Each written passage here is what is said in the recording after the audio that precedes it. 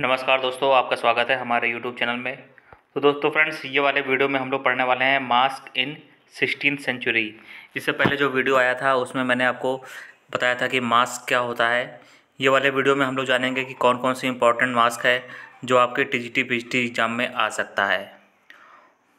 तो फ्रेंड्स, आगे बढ़ने से पहले मैं आपको बताना चाहूँगा कि जो हमारे दोस्त टीजीटी पीजीटी की तैयारी कर रहे हैं उनके लिए मैंने ड्रामा नाम से प्लेलिस्ट बना दी है जो चैनल पर उपलब्ध है, और जो प्लेलिस्ट है उसका लिंक आपको डिस्क्रिप्शन बॉक्स में भी मिल जाएगा।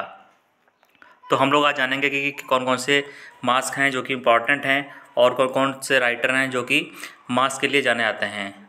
तो सबसे पहले बात करते हैं बेन जॉनसन की। Ben Jonson is called supreme master of English masque. Ben Jonson को supreme master of English masque बोला जाता है। इसके अलावा greatest writer of masque in English भी बोला जाता है। तो जब भी ये सवाल आएगा कि who is the greatest writer of masque in English, तो आपको बताना है Ben Johnson.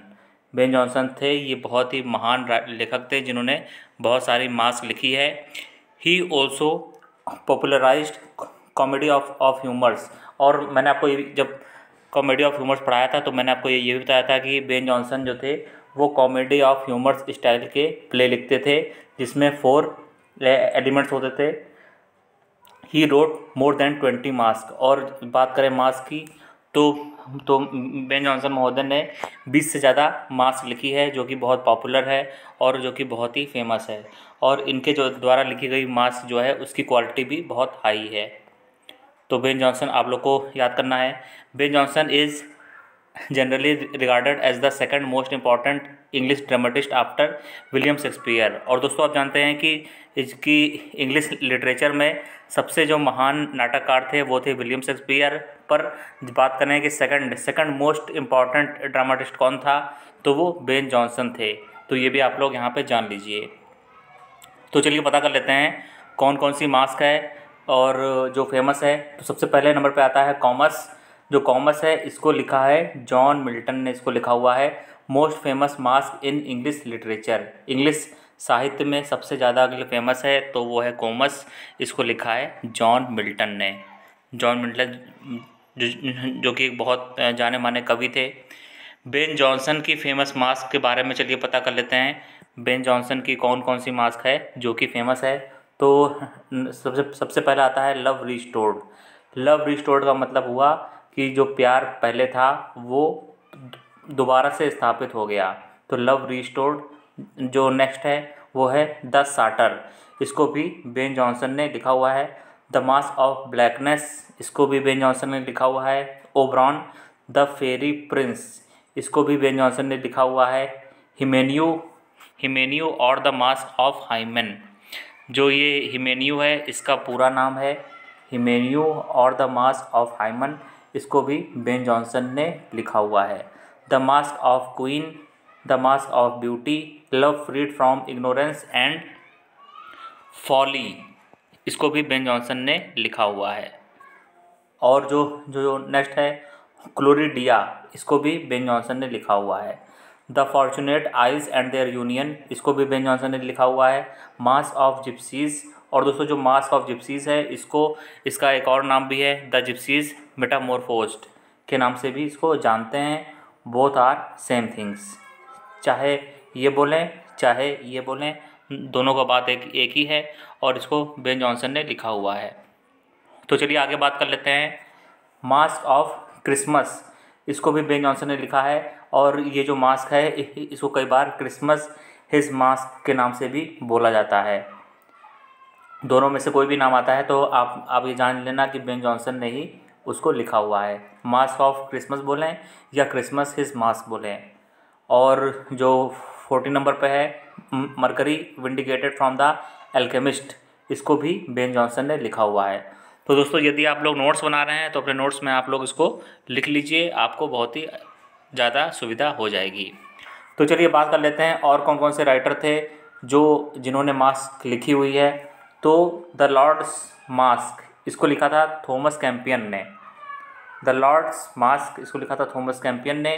Lord's hedge mask, इसको भी लिखा है थॉमस कैंपियन ने, इसको लिखा हुआ है। द मास्क ऑफ प्रोटियस, इसको 2 लोगों ने मिलकर लिखा हुआ है फ्रांसिस डेविसन ने और थॉमस कैंपियन ने इसको मिलकर लिखा हुआ है। The masque of Proteus. The vision of 12 goddesses. 12 देवियों की दृष्टि, 12 देवियों का दिव्य दर्शन, इसको लिखा है सैमुअल डैनियल ने।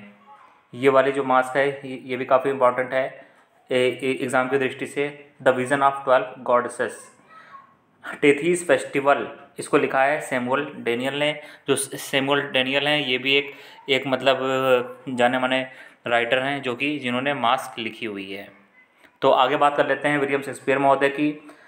तो विलियम शेक्सपियर ने कौन कौन से इनके प्लेज हैं जहाँ पे मास्क आपको देखने मिलती है। तो सबसे पहले आता है ए मिडसमर नाइट ड्रीम, इसको लिखा है विलियम शेक्सपियर ने। और आप ये भी देख लीजिए कि कहाँ पर मास्क आता है। Have masque scene, there is a masque celebrating the marriage of duke and Amazon queen. A midsummer night dream में मास्क कहाँ पे आती है, जहाँ पर ड्यूक और अमेजन क्वीन की शादी होती है। तो शादी के समय वहाँ पर मास्क विलियम शेक्सपियर महोदय ने इंसर्ट की हुई है, यानी कि वहाँ पर मास्क देखने को मिलती है। आगे बढ़ते हैं तो विलियम शेक्सपियर का जो सेकंड प्ले है टेम्पेस्ट, यहाँ पे भी हमें मास्क देखने को मिलती है, जहाँ पे प्रिंस और प्रिंसेस की शादी होती है। वहाँ पर मास्क एक होती है और मास्क में गॉड्स और गॉडेस डांस करते हैं, जो देवी देवता हैं वो आके डांस करते हैं, परफॉर्मेंस करते हैं। और यहाँ पर एक बात ये भी आपको जानना ज़रूरी है, but the whole play can be seen as a masque. बहुत से जो स्कॉलर हैं वो ये मानते हैं कि जो द टेम्पेस्ट है उसको संपूर्ण रूप से 100% रूप से भी मास्क कहा जा सकता है। बहुत से विशेषज्ञ और स्कॉलर बुद्धिजीवियों का ऐसा मानना है। तो आगे बढ़ते हैं, विलियम शेक्सपियर का और कौन सा प्ले है रोमियो एंड जूलियट, इसमें भी मास्क देखने को मिलती है, मास्क का सीन इसमें भी देखने को मिलता है। हेनरी VIII, ये जो प्ले है इसको भी विलियम शेक्सपियर ने लिखा है, इसमें भी मास्क सीन आया हुआ है। द लेडी ऑफ मे, इसको लिखा है फिलिप सिडनी ने, इसमें भी मास्क वाला सीन देखने को मिलता है। तो फ्रेंड्स, यदि आप लोग नोट्स बना रहे हैं तो आप लोग चाहें तो इसको नोट कर सकते हैं। तो कुछ MCQ चलिए डिस्कस कर लेते हैं। तो question number 1, who is regarded as the greatest writer of masque in English. English literature में मास्क लिखने के लिए कौन सा राइटर है जो उसको सबसे महानतम राइटर समझा जाता है। तो मैंने आपको ऊपर सबसे बताया था कि जो बेन जॉनसन है उनको ग्रेटेस्ट राइटर ऑफ मास्क बोला जाता है। तो इसलिए हमारा ऑप्शन नंबर C सही हो जाएगा। दोस्तों आगे बढ़ते हैं। तो क्वेश्चन नंबर 2 में है in John Milton's famous masque Comus an important character is Circe, who was Circe. इस क्वेश्चन में पूछ रहे हैं कि जॉन मिल्टन की जो फेमस मास्क है कॉमर्स, उसमें सर्स नाम का एक कैरेक्टर है, तो वो सर्स कौन था। तो सर्स कौन थी, कॉमर्स की जो मदर थी वो थी सर्स, और जो सर्स थी वो एक जादूगरनी थी। तो ऑप्शन नंबर B इसमें सही हो जाएगा, द मदर ऑफ कॉमर्स। जो सर्स थी वो कौन थी, द मदर ऑफ कॉमर्स। तो ये देखिए यहाँ पे मैंने आपको बताया भी है, Comus is the son of wine god Bacchus and sorceress Circe. जो कॉमर्स था वो किसका बेटा था, वाइन का जो एक गॉड था बैकस, जो वाइन माने जो शराब का जो देवता था बैकस, और जादूगरनी सर्स का बेटा था कॉमर्स। चलिए ये हो गया है, चलिए आगे बढ़ते हैं। तो question number 3, there is a masque within William Shakespeare's play the Tempest, what occasion does the masque appear. जो ऊपर एक सवाल आया था जहाँ पे हमने आपको बताया था प्रिंस और प्रिंसेस की शादी होती है। तो प्रिंस कौन था, तो ये वाला जो द टेम्पेस्ट नाम का प्ले है इसमें कहाँ पे मास्क आती है। तो सही जवाब है option number B, the wedding of Ferdinand and Miranda और फर्डिनेंड का जहाँ विवाह होता है वहाँ पे शादी का एक सेलिब्रेशन होता है, जहाँ पे आके गॉड और गॉडेस डांस करते हैं और वहाँ पर मास्क आती है, मास्क देखने को मिलती है। तो फ्रेंड ये हो गया है, चलिए देख लेते हैं question number 4, there is a masque in William Shakespeare the Winter's tale, who are the dancers in the masque. William Shakespeare का एक प्ले है द विंटर्स टेल, उसमें एक मास्क है, उसमें कौन से डांसर्स होते हैं जो डांस करते हैं। तो सही जवाब है option number D, fawns and shutters. Fawns and shutters सही जवाब है इसका। तो चलिए देख लेते हैं फॉन्स एंड सेटर्स का मीनिंग क्या होता है। फॉन्स माने होता है वन देवता या ग्राम देवता। किसी छोटी स्थान पर जो देवता की पूजा की जाती है उसको वन देवता बोलते हैं, ग्राम देवता बोलते हैं। और जो जो सटर्स है उसमें उसका मीनिंग होता है यूनानी कथाओं में दिखाया जाने वाला एक वन्य जीव, उसको ही बोलते हैं सटर्स।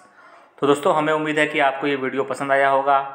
वीडियो के लिए यदि पसंद आया है तो कमेंट करके बताएं, लाइक कर दें और चैनल को सब्सक्राइब कर लें। धन्यवाद।